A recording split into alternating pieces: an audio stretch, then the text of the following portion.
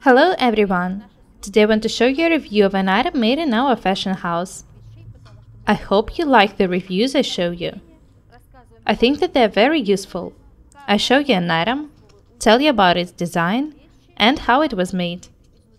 We show you items on a body or in a dummy, then show them on a table, and tell you all the sewing techniques used when making these items.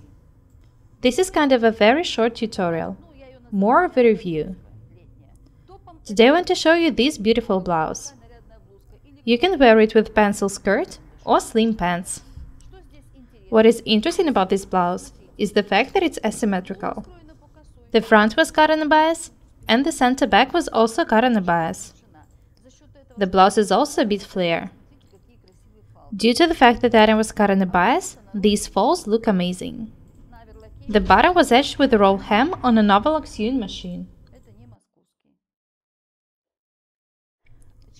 You can see the small tucks here. Part of the opening was moved to the flare. This shoulder looks like an irregular top, and this one was cut under the armhole. Have a look at this line. It goes from this shoulder to the armhole. We've attached a bow on this shoulder. I've already showed you how to make a flounce. Watch the tutorial about flounce skirt. This one is 23 cm wide. Make this line longer, cut out a straight line, and then make cuts and open them to make the detail flare. Open it as much as you want. My flounce is not circle, but more than half circle on each side. I think that it looks amazing. Both the flounce and the blouse itself are flare. One shoulder is covered with the flounce, and there is a bow on the other shoulder.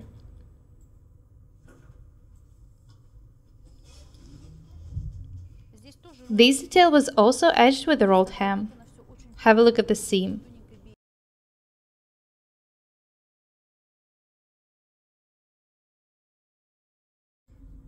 We didn't have to hide seams because they are covered by the flounce.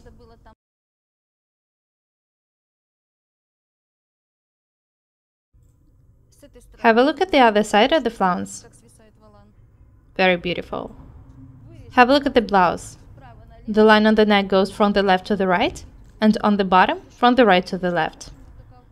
I think that the blouse looks amazing. You can even make a simple knot here, so that the ends hang beautifully. You can see that the fabric is a bit transparent, so the flounce hides everything I want to hide. Very beautiful.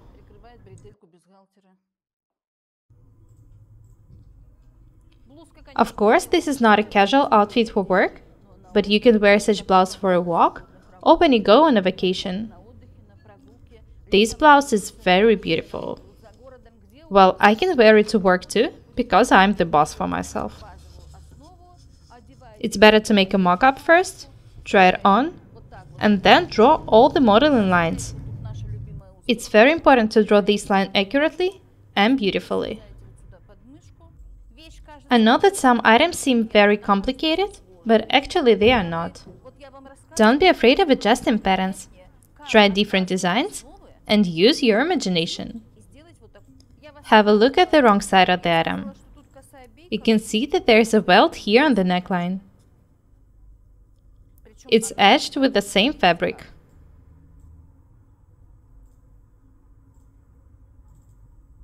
Here you can see a French seam.